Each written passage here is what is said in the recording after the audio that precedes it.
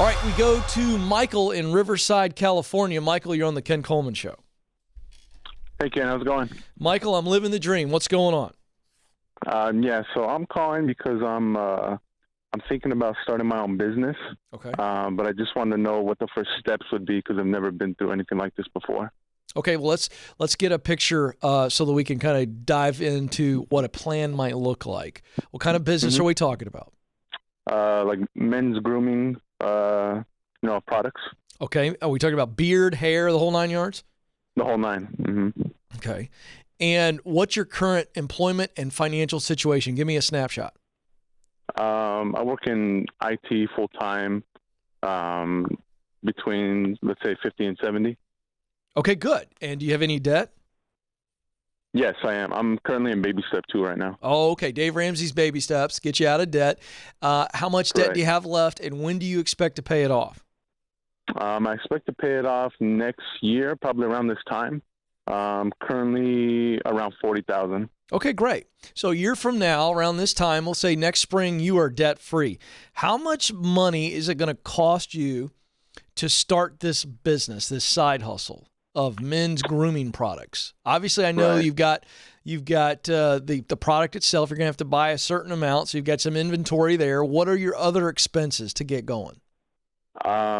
That's what I didn't really know. I was calling, like, I've heard about people calling and talk about making an LLC or stuff like that, if there's any expense behind that.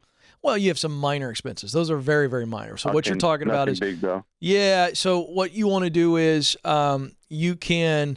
Do you have an accountant right now? A bookkeeper does your taxes? Not at the moment. Yeah. You need to look around. In fact, I'd actually go to DaveRamsey.com. You already trust Dave.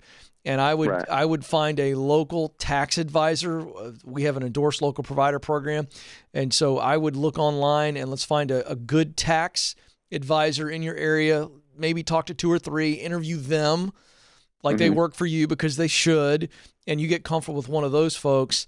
Then I want you to sit down with them and say, okay, do I want an LLC, S Corp, C Corp, all the stuff. You can walk through that. But that's not major expense. You're going to pay them for their time to help you set that up. You can file stuff, but I'm talking about just getting the business up and running. Outside of the inventory, the products themselves, what else are we talking about? To start, it'd probably be, primarily online. I'm thinking maybe around 10,000. Okay. You need to know what that number is, and then I'm going to challenge you to do the shoestring budget. What you think is 10, I'm going to challenge you to do it for 3. Okay. And I think when you can get scrappy and figure out how to do that, you can. There are website services out there that will cost you next to nothing, and they've got templates, and you can help one of your friends who's a programmer move into his new house or do his lawn for 6 weeks, buy him some really, really nice, fun things or whatever, and say, hey, I need your help. Here's my point.